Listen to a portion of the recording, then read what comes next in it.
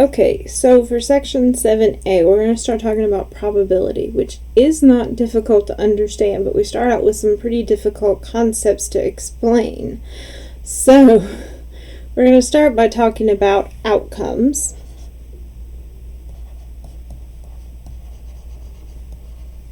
Outcomes are the most basic possible results of observations or experiments that you can have. And then we're going to talk about events. Events consist of one or more outcomes that share a property of interest. Suppose we toss two fair coins and we're only talking about certain interests that we have. So in the process of tossing these two fair coins, I could toss one coin and I could get a heads, but I could toss the other coin and I might get a heads. But when I toss the first coin again, I could get a heads, and the other coin I could get a tails. I could toss the first coin and instead I could get a tails, and the other coin I could get a heads, and the other possible outcome is I could get a tails and a tails. Those are all the things that could happen that are original outcomes, that are different. Those are all the different outcomes that we could have. So in talking about all of those different outcomes that we could have, the events that could happen between all of those different outcomes, we could have the event of having no heads. So no heads would look like this one right here. No heads showed up in that particular outcome. So that would mean that we only had one outcome that had no heads in it. And then the event 2 that we might talk about would be having one head, just one head. That happened here and here. So there were two events that had that one outcome. And then event 3 might be having two heads. That happened once. So we had 4 different outcomes, but we only talked about 3 different events.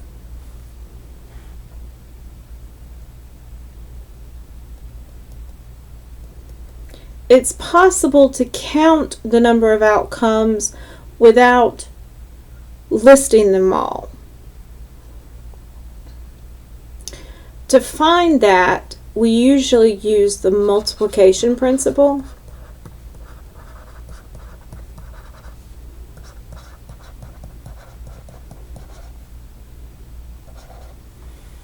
This says that if there are m possible outcomes for one process and n possible outcomes for another, the total possible outcomes for the two combined is m times n.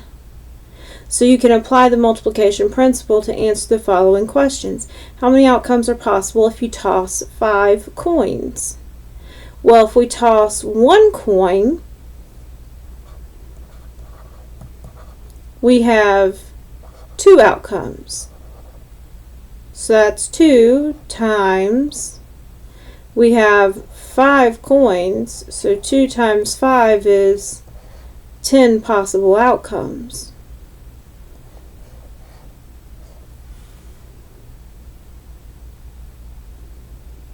And then how many different choices of car do you have if a particular model comes in 12 colors and 4 styles each? 12 times 4 is 48 different possible outcomes.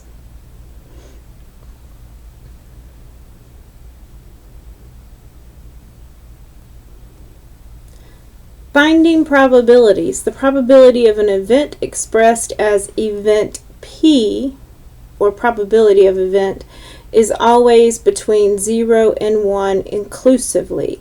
0 is because it's written as a decimal. So 0 is like it never happens. And 1 is it always happens.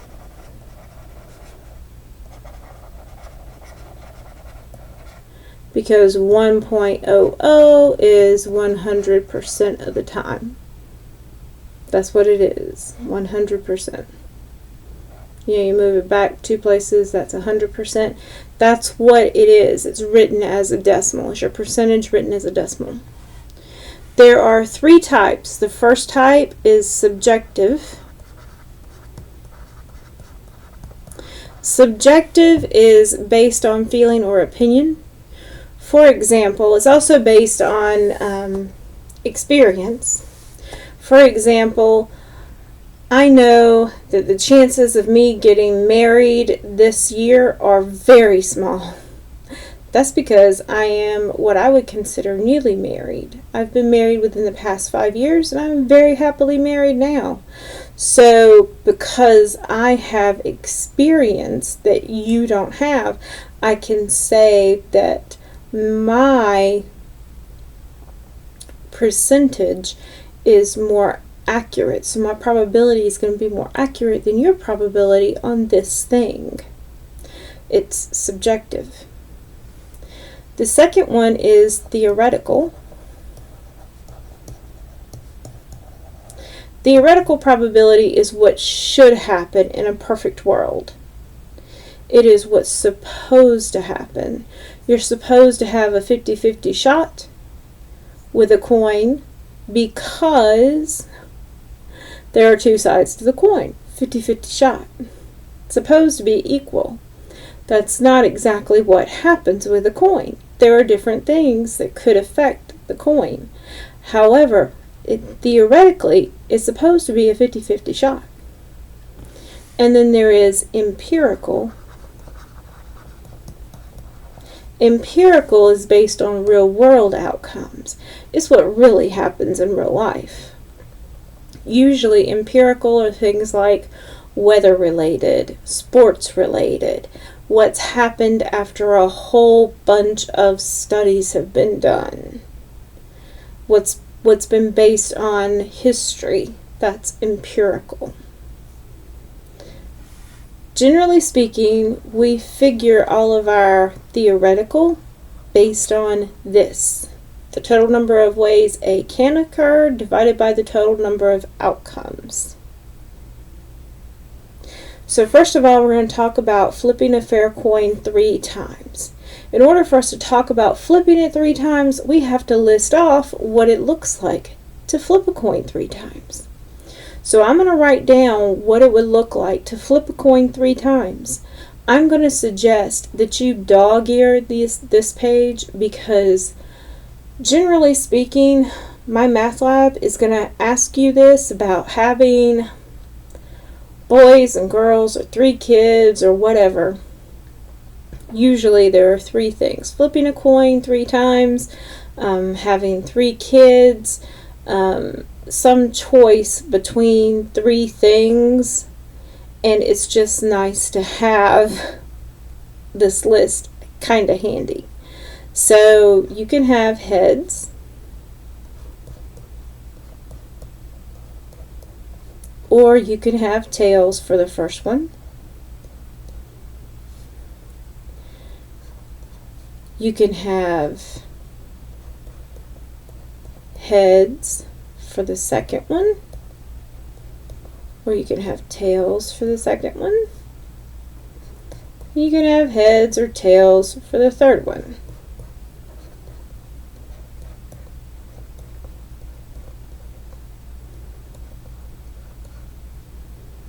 But that's basically what it looks like. Choose 4 each for the first one, 2 each for the next one, and then 1 each for the last one. So then we go through and they want to know the probability of having 1 head and 2 tails. So 1 head and 2 tails. That one's 1 head and 2 tails. 1 head and 2 tails. 1 head and 2 tails. So there are 3 of them. 3 out of, how many did we get? 1, 2, 3, 4, 5, 6, 7, 8 out of 8. 3 out of 8. Leave it as a fraction. They wanted it as a fraction, leave it as a fraction. The probability of having all heads. We did get that one time. So that's 1 out of 8. Probability of no heads. No heads is going to be all tails. So that's 1 out of 8. Probability of at least one head. If there's going to be at least one head, that's going to have to be the 7 out of 8.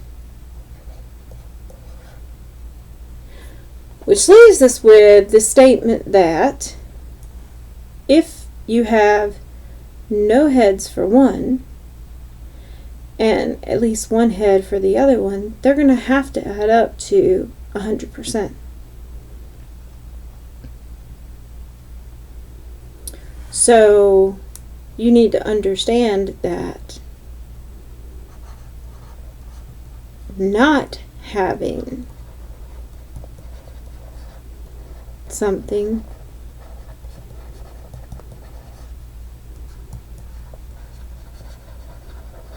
is equal to 1 minus having that thing.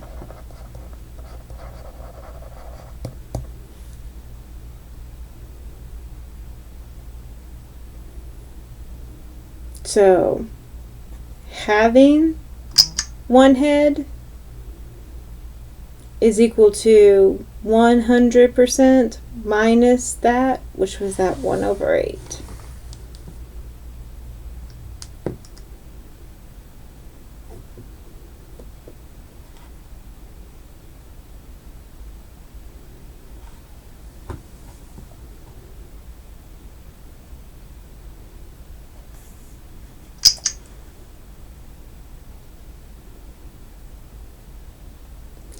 They want to know about rolling a fair 6-sided die. We have 1, 2, 3, 4, 5, 6. Those are your possible outcomes. Let's have you pause it and then see if you can come up with the possible answers.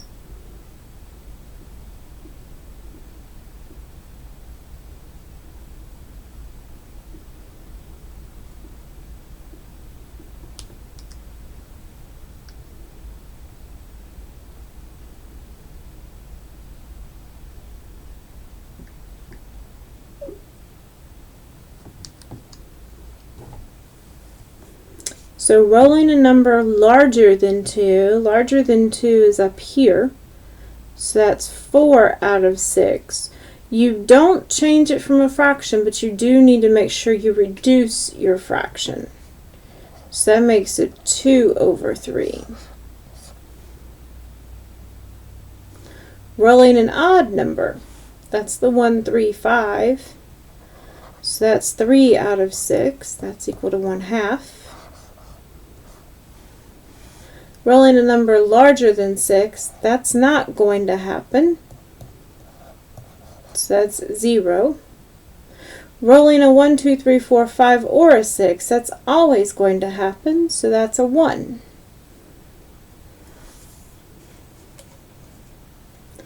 So we have talked about we have talked about theoretical probability.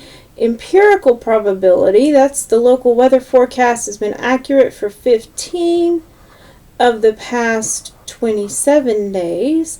Based on this fact, what's the relative frequency that there will probably be, the forecast will be accurate tomorrow? That's 15 over 27. Which is 0.555 repeating.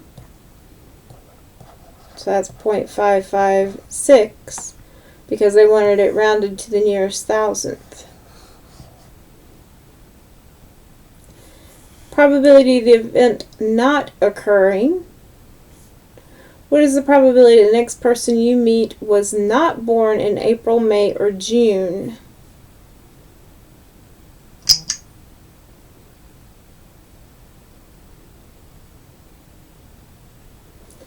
April had 30 days, May had 31, and June had 30 days. Some people would say that those are 3 months out of 12. Yes, but you can't go by that because not every month has the same number of days in it. You have to go by days and how many days are in a year. So this is a total of 91 out of 365. But they want to know what's the probability that the person you meet was not born in those days. So this is the probability that they will be born in those days. That they won't is 1 minus the 91 out of 365, which would be 365 over 365 minus the 91 over 365.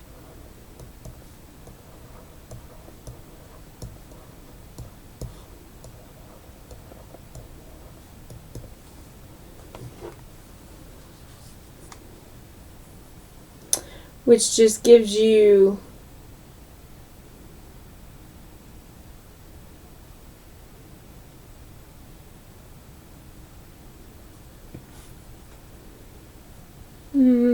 they gave me a percentage.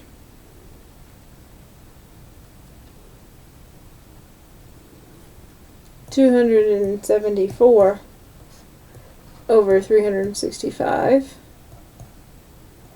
which equals the 75.07%.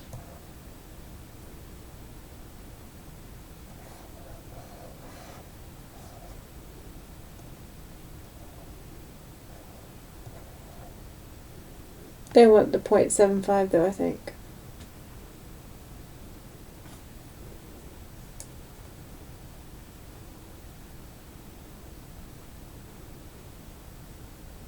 They didn't say write it as a percent.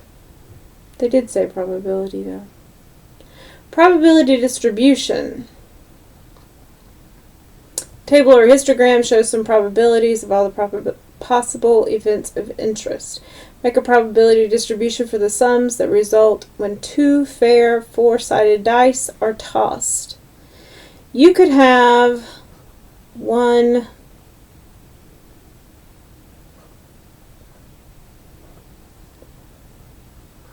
and the other one could be a 1, a 2, a 3, or a 4. Which means the sum would be a 2, a 3, a 4, or a 5. You could roll a 3 for your first one.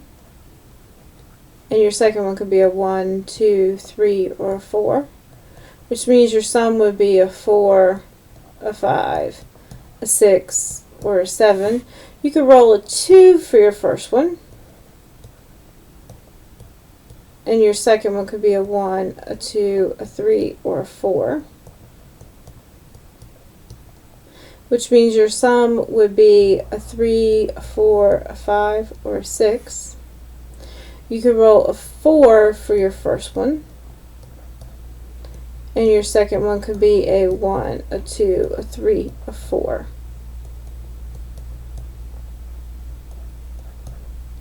Which would mean your sum would be a 5, a 6, a 7, or an 8. So, out of the sums, you have a 2 one time, a 3 1 2 times, a 4 1 2 3 times, a 5 1 2 3 4 times, a 6 1 2 3 times, a 7 1 2 times, and an 8 1 time. They want us to also make a histogram. So we could have a 2, a 3, a 4, 5, a 6, a 7, or an 8. And it could come up 1, 2, 3, or 4 times. The 2 came up 1 time, the 3 came up 2 times, the 4 came up 3 times, the 5 came up 4 times, the 6 came up 3 times, the 7 came up 2 times, the 8 came up 1 time.